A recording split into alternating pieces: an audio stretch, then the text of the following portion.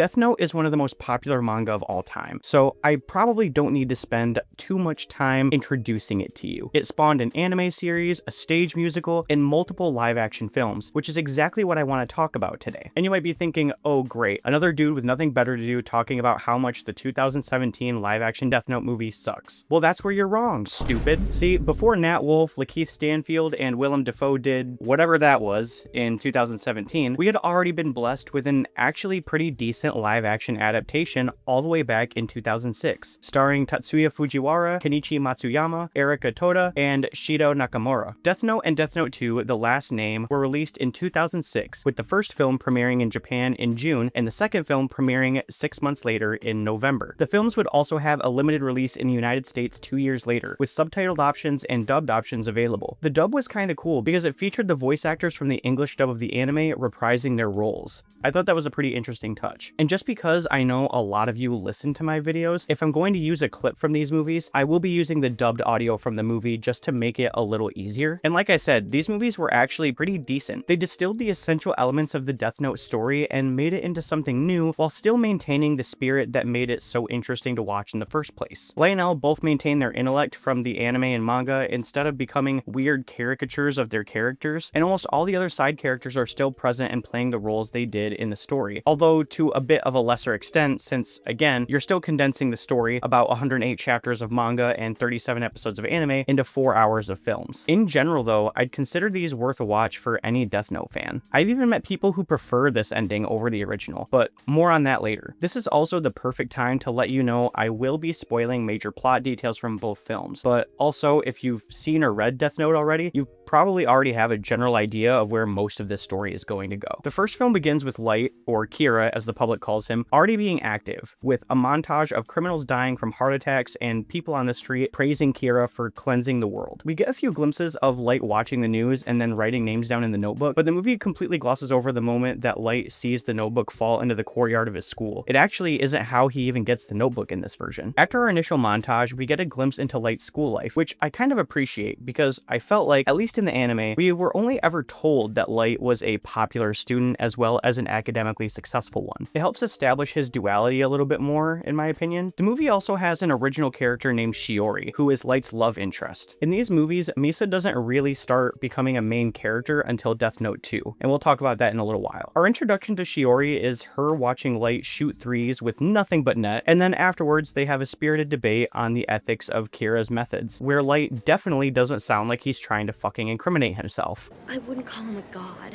More arrogance than justice. Is it arrogance? No matter the crime, the legal system should be used. You know, if I had his power, I just might do the same thing. To make his point that criminals sometimes need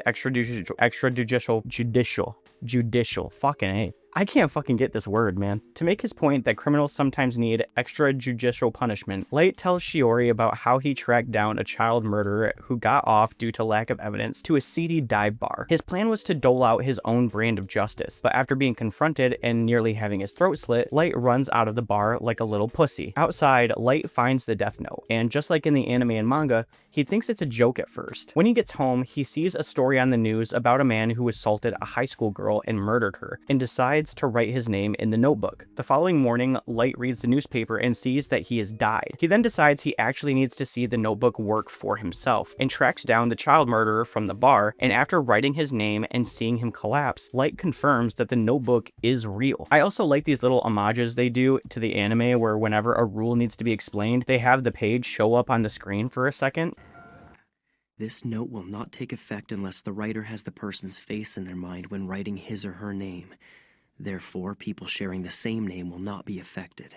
It's a cool artistic decision. Just like in the anime, after his first kill, Light is horrified at what he's done, and that's when he meets Ryuk. They have the same exchange they do in the anime, although here, Light hasn't written a bunch of names yet. I will say that for a low-budget movie in Japan in 2006, Ryuk looks pretty decent. I mean, he looks like a PlayStation 3 cutscene character, but all things considered, it could have been a lot worse. It's around this time that we're introduced to Light's father, Soichiro Yagami, chief of the police, L, an international detective, and Watari, L's chauffeur and father figure. Soichiro is told by the head of Japanese police that L has become interested in this case, and that he's narrowed down the search to Japan for the same reason as the anime and the manga, that being that the first kill was a relatively small-time criminal in Japan. L's initial trap also happens pretty much the same as it does in the anime, where he uses a decoy of Lind L. Taylor to try and lure Light out, and their game of cat and mouse finally begins in earnest. Light and Shiori are also butting heads more, with Shiori completely against the form of justice that Kira is trying to dole out to the world,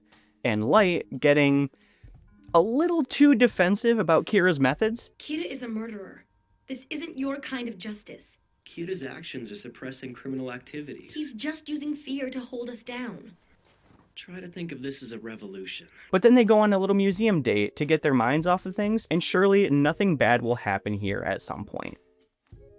That's called foreshadow. It's also around now that L has determined that Kira is a student, and at the same time, Light notices that someone has been trailing him. This chunk of the movie happens pretty similarly to the manga and anime, where Light begins to taunt L with clues as to how the Death Note's abilities work, such as, the Death Note cannot make someone do something that would be physically impossible for them to do. Like, as an example, if you write that somebody dies in Paris at 4 p.m., but they're in Tokyo at 3 p.m., the Death Note's just gonna make them die of a heart attack. It's not gonna make them teleport to fucking Paris or some shit. And that the Death Note cannot make people privy to information that they would have no way of knowing. Other things like Light changing the schedule of his killings after he discovers that L has narrowed down that Kira is probably a student, and the scene on the bus where Light uses a hostage situation to learn the name of Rei Penber remain the same. Although in the movie, this has been changed to Rei Iwamatsu. Rei goes home to his wife, Naomi Misora, who is a former agent of the FBI, and informs her of the bus jacking. And just like in the anime, she has the foresight to know that something smells a little fishy, and it ain't just bad sushi. Is that racist? I hope it's not racist. That's not racist. Light then carries out his plan using Rei Iwamatsu to take out all the FBI agents in Japan, and it's after this that L decides he wants to meet with the Japanese police in person. It's there that L reveals that whoever Kira is has to be someone with close ties to the Japanese police, and announces that he wants to carry out an expanded surveillance operation of the families who are closest to the investigation, just to narrow down the search. And I have to say, I really love the way that Kenichi Matsuyama plays L. The cadence in his voice, the way he moves his body and interacts with his environment, it's all just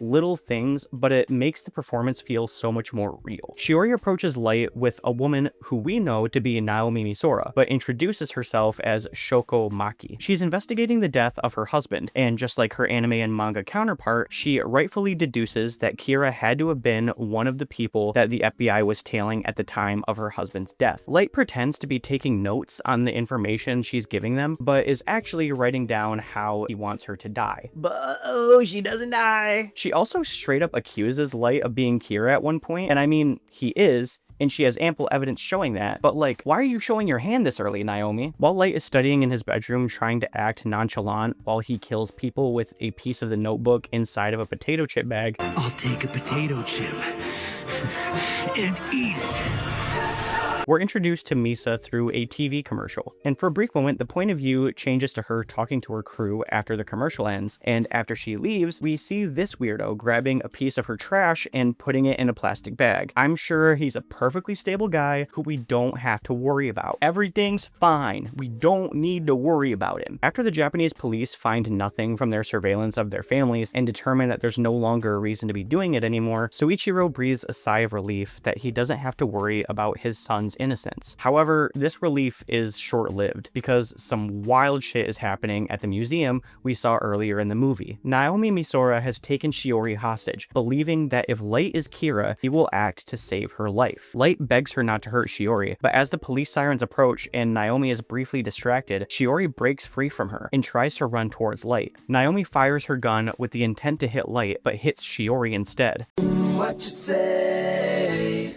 And in her guilt, shoots herself. Light cries over Shiori's body as she dies and is left broken. At the end of the movie, he tells his father that he wants to join him and L in the Kira investigation and bring him to justice, to which Soichiro and L both agree. And the best thing is that this was all part of his plan. See, Light didn't have Naomi's name, but he did have the name of Rei Iwamatsu, and he knew that he was married. Using this information, Light tracked down the church where they got married and was able to find Naomi's real name, thus setting this Rube Goldberg-esque murder-suicide into motion. Is it convoluted and a little silly? Yes. Is it classic Death Note? Also yes. In the final scene of the movie, we focus on Misa, who is attacked by the man who was stealing her garbage earlier. Just as he has her cornered at knife point, he collapses from a heart attack, saving Misa's life. As the camera pans to the ground where Misa's would-be killer lies, we can see that another Death Note has fallen from the sky. And then Danny California by the Red Hot Chili Peppers starts playing. Pure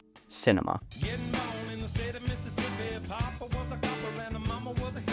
I like the end of this movie for a couple of reasons, but the first is that knowing Misa's backstory before she's introduced to the narrative as a simp for Light makes her actions when she fully enters the story in Death Note 2 make more sense from the get-go. I also like that to everyone else in the SPK, that's the Special Provision for Kira Task Force, I don't know if I said that yet, Light has an even more personal reason to be hunting Kira now. Sure, in the anime and manga, he had helped them on cases before, and it was known he wanted to go into law enforcement, but this personal connection also serves as a more powerful means to immediately gain the trust of the other members of the task force. In the second film, Misa begins her work as the second Kira, and the incident at Sakura TV, in which Ukita and multiple other police officers are killed, plays out pretty similarly. Although in the film, it's Mogi and not Ukita that dies. I actually don't think Ukita is in this version, which is fine because, like, I had to Google who Ukita was. He really wasn't incredibly important to the story. Like the anime and manga, Misa nearly gets her and Light caught by revealing herself to him in an incredibly stupid way. And then she gets herself arrested when she shows up on Light's campus while he's with L. This period of the story largely stays the same, with Light burying the Death Note in the woods and giving up ownership of it. He then loses his memories after he demands to be held captive with Misa in order to prove his innocence. This is also where Light creates the fake rule that states the owner of the Death Note must be writing names at least every 13 days, or else they'll die, which, when the task force inevitably gets their hands on the Death Note later in the story, retroactively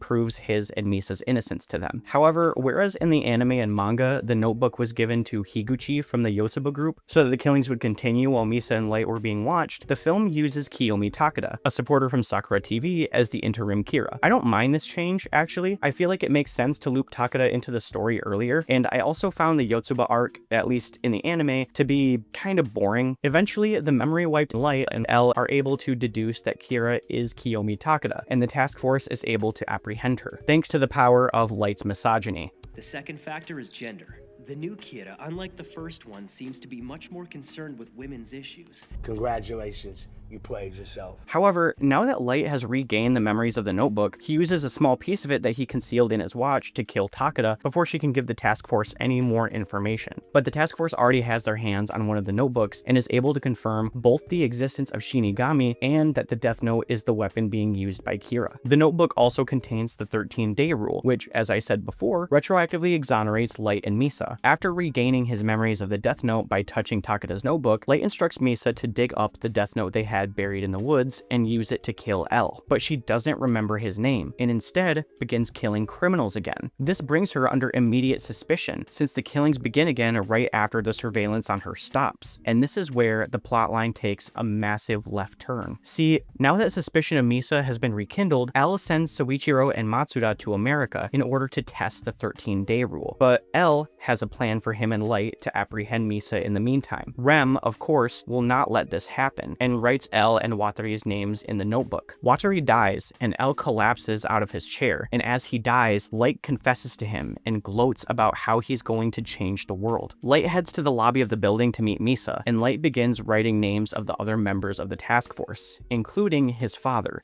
much to Misa's horror. Light also manages to find Soichiro before he leaves headquarters in order to grab the other notebook from his briefcase. But the briefcase is empty because it turns out that L was faking. The task force was able to replace the pages in the notebook, which the American task force did at the end of the original anime and manga. And the reason that L didn't actually die was because he had already written his own name in the notebook to circumvent his name being written by anyone else. The Death Note only allows you to plan deaths 23 days in advance, and so L writes down that he will die 23 days later. Light is surrounded by the task force and apprehended, and when he tries to use his watch again to kill L, he's shot by Matsuda. As he writhes on the floor, he once again begs Ryuk to kill the members of the task force, and just like in the anime and manga, the name Ryuk writes down is Light's. I actually really like this ending. I like that L outsmarted Light in the end, and I like that Soichiro managed to survive the story. And I also like that L essentially kills himself just to win against Kira. There's also a sequel novel and a movie about L solving one last case before he dies, called L Changed the World. While I haven't seen the movie,